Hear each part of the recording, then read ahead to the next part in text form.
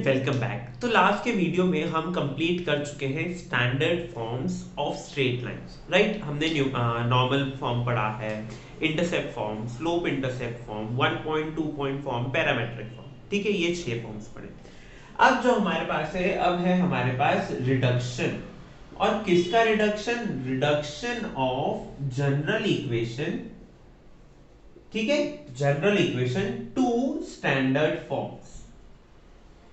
अब general equation को standard forms में हमें रिड्यूस करना है। तो हमारी जनरल इक्वेशन क्या थी? पहले तो आपको ये याद आनी चाहिए, ax plus by plus c is equal to 0। इसे आपको स्टैंडर्ड फॉर्म में रिड्यूस करना है। तो सबसे पहले जो हम स्टैंडर्ड फॉर्म कंसीडर करेंगे वो है स्लोप इंटरसेप्ट फॉर्म। सबसे पहले हम क्या कंसीडर करेंगे? Slope intercept form. Slope intercept form की स्टैंडर्ड इक्वेशन आपको याद हो तो ये थी, y is equal to mx plus c। यानी कि हमें इस इक्वेशन को इस फॉर्म में लाना है। ठीक है, रिडक्शन मतलब इस इक्वेशन को इस फॉर्म में लाना है। तो हम क्या करेंगे? हम यहां पर y रखेंगे, so by is equal to minus ax minus c।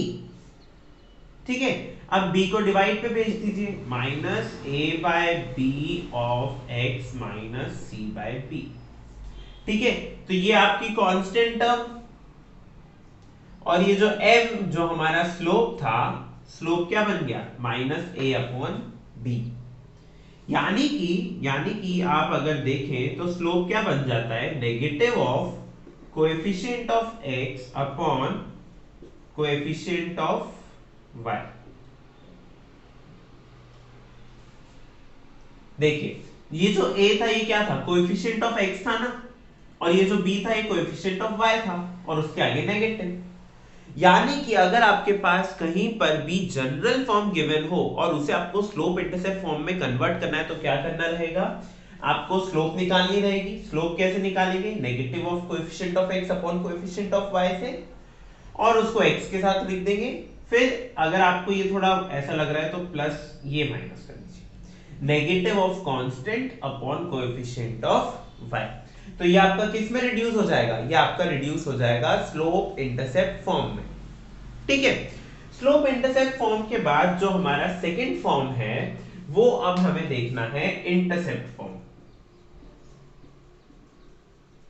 Intercept form, सबसे पहले जनरल इक्वेशन क्या थी इंटरसेप्ट की? x upon a plus y upon b is equal to 1, right. So intercept form करने के लिए हमें यहां पर क्या चाहिए? LHS में हमें चाहिए x और y, और उधर चाहिए 1। तो पहले तो क्या करा मैंने? इस c को उधर भेज दिया, तो मेरे पास आ जाएगा ax plus by is equal to minus c। इस c को डिवाइड में ले गया मैं, सो ax प्लस by दोनों के डिवाइड में minus c is equal to 1। अब मुझे देखिए, ऊपर सिर्फ x y चाहिए और नीचे उसके कोएफिशिएंट्स बनाने मुझे a और b। सो मैं क्या करूंगा? x upon minus c by a plus y upon minus c by b is equal to 1। बन गई है इस फॉर्म में, राइट। सो हमने क्या करा? हमने कुछ नहीं करा, बस c को उधर भेजा और डिवाइड में ले गए, और हम इस फॉर्म में इक्वेशन लिया है। तो जब भी आपको जनरल इक्वेशन को स्लोप इंटरसेप्ट नहीं, स्लोप इंटरसेप्ट में बदलना हो तो डायरेक्ट बस ये करना है, लेकिन जब आपको इंटरसेप्ट में बदलना हो तो आपको ये करना है।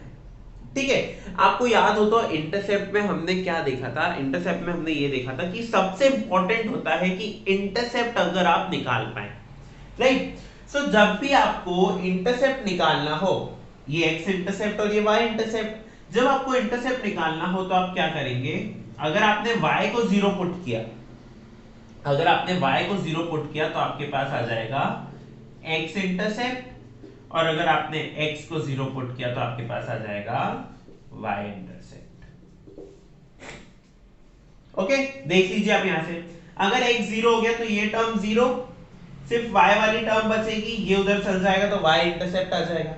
अगर y 0 हुआ तो ये पूरी टर्म 0, सिर्फ x की टर्म बचेगी और ये उधर चल जाएगा, तो आपके पास क्या आ जाएगा? x इंटरसेप्ट और y इंटरसेप्ट आ जाएगा, राइट। अब हमें क्या देखना है कि हमने दो फॉर्म्स तो देख लिए कि स्लोप इंटरसेप्ट में कैसे करते हैं, इंटरसेप्ट में कैसे करते हैं। अब हमें देखना है कि इसे नॉर्मल फॉर्म में कैसे रिड्यूस करते हैं। तो मैं थोड़ा सा इसको इरेज कर देता हूं, बाकी आपको नोट्स में सब लिखा हुआ मिलेगा, आप यहां पर सिर्फ समझने का काम करेंगे। Okay, so let me rub this. Okay, सो देखिए अब हमें इसे किस में रिड्यूस करना है, हमें इसको रिड्यूस करना है नॉर्मल फॉर्म में। सो नॉर्मल फॉर्म की इक्वेशन क्या थी, नॉर्मल फॉर्म की इक्वेशन थी x cos alpha plus y sin alpha is equal to p। आपको याद हो तो मैंने आपको बताया था कि normal form most important form है और सबसे ज्यादा डिफिकल्टी भी इसी में आती है स्टूडेंट्स को। क्यों? क्योंकि कई बार हम यहाँ पर cos अल्फा sin अल्फा की जगह थीटा ही लिख देते हैं। जो थीटा क्या होता है, लाइन जो एंगल बनाती है पॉजिटिव एक्स एक्सिस से, राइट। सो कई बार स्टूडेंट्स यहाँ पर थीटा लिख के खुद ही कंफ्यूज हो जाते हैं कि हमारा आंसर क्यों नहीं आ रहा है। सो याद रखिएगा कि यहाँ पर हमें अल्फा लेना है, और अल्फा क्या है, angle which the perpendicular makes at the origin with the positive x axis. So normal form को रिड्यूस करने के लिए आपको क्या करना है, सबसे पहले तो यहाँ पे c को उधर भेजेंगे आप, ax plus by is equal to minus c। अब आप क्या करेंगे, अब आप डिवाइड करेंगे root of coefficient of x square plus coefficient of y square से, यानी कि ये बन जाएगा a root a square plus b square and plus minus, right.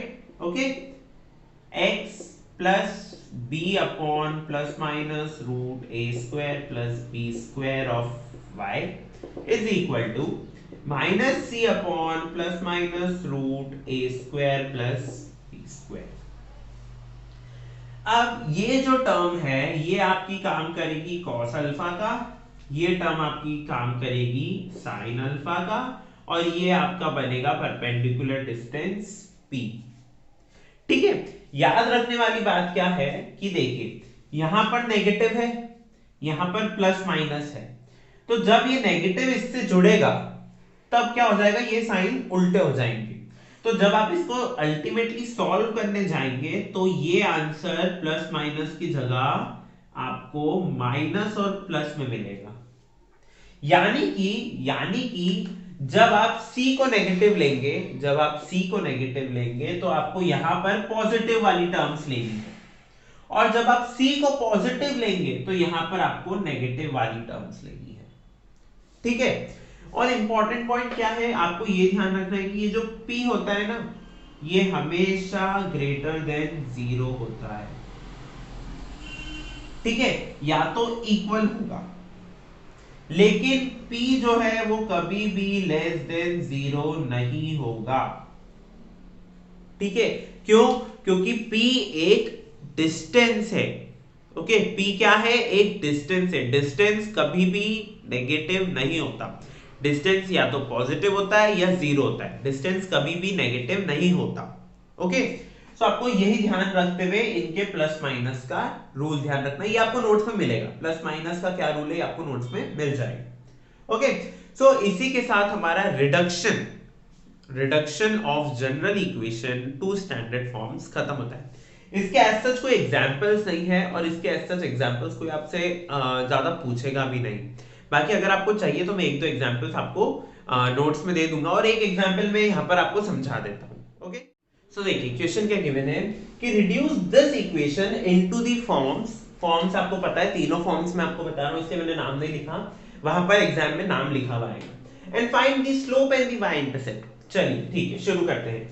सबसे पहले हम देखते हैं स्लोप इंटरसेप्ट फॉर्म। तो स्लोप इंटरसेप्ट फॉर्म में क्या करेंगे, हम y को इधर रखेंगे, बाकी सबको उधर भेज देंगे, -15, फिर y is equal to -5/6 x plus -15/6। तो ये आपका हो गया स्लोप, और ये हो गया आपका y इंटरसेप्ट। हो गया स्लोप इंटरसेप्ट फॉर्म खत्म। स्लोप इंटरसेप्ट फॉर्म के बाद क्या था हमारा, स्लोप इंटरसेप्ट फॉर्म के बाद था इंटरसेप्ट फॉर्म। तो इंटरसेप्ट फॉर्म में हमें 5x प्लस 6y इधर रखना पड़ेगा, -15 को उधर भेजा, तो x अपॉन, देखिए ये -15 डिवाइड में जाएगा, 5 से कैंसिल होके बचेगा -3 प्लस y अपॉन -15 नीचे आएगा, 6 और -15 कैंसिल होके बनेंगे -5/2 इज इक्वल टू 1। तो स्लोप क्या होता है? स्लोप होता है minus of coefficient of x upon coefficient of y। तो जब आप इसको सॉल्व करेंगे तो ये आ जाएगा वापस 5/6 सेम आएगा। और y इंटरसेप्ट क्या होता है? y इंटरसेप्ट होता है जो y के नीचे होता है, सो -5/2। देखिए सेम है, ये -15/6 है, इसको आप कैंसिल आउट करेंगे तो -5/2 ही बनेगा ना। सो ये आ गया आपका y इंटरसेप्ट। इसके बाद हमारे पास था नॉर्मल फॉर्म। तो नॉर्मल फॉर्म के लिए हमें क्या करना रहेगा? 5x plus 6y is equal to -15 लिखेंगे। फिर इसके स्क्वायर प्लस इसके स्क्वायर के रूट से डिवाइड करेंगे। तो हमारे पास क्या आ जाएगा? 5 upon root 5 square plus 6 square plus minus of x plus 6 upon root plus minus of 5 square plus 6 square y is equal to -15 upon plus minus root 5 square plus 6.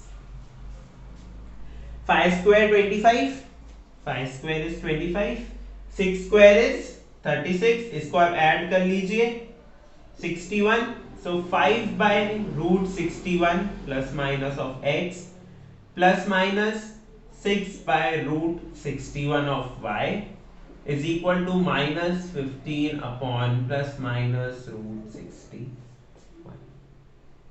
ठीक है, इसमें वापस आप क्या निकालेंगे? y इंटरसेप्ट निकालेंगे। देखिए y इंटरसेप्ट जब आप निकालेंगे तो y इंटरसेप्ट क्या होता है? अगर आप यहां पर y इंटरसेप्ट निकालना चाहते हैं तो y इंटरसेप्ट क्या होता है? y इंटरसेप्ट होता है कि ये एक्सिस y, ये जो लाइन है ये y एक्सिस को कहां पर काट रही है? ये जो लाइन है ये y एक्सिस को कहां पर काट रही है? y एक्सिस को कहां काट रही है, यानी आपको x को 0 रखना है। तो x अगर 0 रखेंगे तो ये टर्म तो कैंसिल हो जाएगी, खत्म। ये टर्म बचेगी, इसमें आप रूट 61 से रूट 61 कैंसिल, वापस क्या बचेगा? -15/6। और स्लोप निकालनी है। स्लोप क्या होता है? Minus of coefficient of y plus minus 6/√61 upon coefficient of minus of coefficient of x, और माइनस भी है आगे, है ना, upon coefficient of y plus minus. ठीक है, सो रूट 61 कैंसिल, अभी प्लस माइनस सेम चल रहे हैं, सो -5/6। ठीक है, एग्जाम में जरूरी नहीं है आपसे हर फॉर्म का स्लोप इंटरसेप्ट और स्लोप पूछा जाए, sorry y intercept x intercept और स्लोप पूछा जाए। हो सकता है वो आपको ये बोलते कि सबको रिड्यूस करिए और आखिरी में जाके बस स्लोप और y इंटरसेप्ट और x इंटरसेप्ट निकाल दीजिए। तो आपको जो मेथड इजी लग रहा है, सबसे इजी बेसिकली यही मेथड होती है, क्योंकि इसमें स्लोप डायरेक्ट दिख जाता है, y इंटरसेप्ट डायरेक्ट दिख जाता है। इसको भी आप यूज करेंगे तो y इंटरसेप्ट डायरेक्ट दिख जाता है और स्लोप हमें निकालना होता है minus of coefficient of x upon coefficient of y की हेल्प से, राइट। इस मेथड में थोड़ी सी डिफिकल्टी आती है, ठीक है। मैंने आपको पहले बताया नॉर्मल मेथड थोड़ा सा टफ पड़ता ही है, नॉर्मल फॉर्म जो है वो थोड़ा टफ पड़ता है, बट ऐसा नहीं है कि बिल्कुल इम्पॉसिबल सा टफ, हल्का सा टफ पड़ता है as compare to other forms, बाकी है बहुत इजी। ओके, सो इसी के साथ हमारा reduction of general equation two the standard forms खत्म होता है। मैं आपको इसका एग्जांपल बता चुका हूं, और एग्जांपल आप नोट्स में देख सकते हैं, अपनी बुक्स में देख सकते हैं, फिर गाइड्स में देख सकते हैं, बहुत सारी चीजें आती है आजकल तो, राइट। सो मिलते हैं अगले वीडियो में, तब तक के लिए thank you for watching and keep supporting.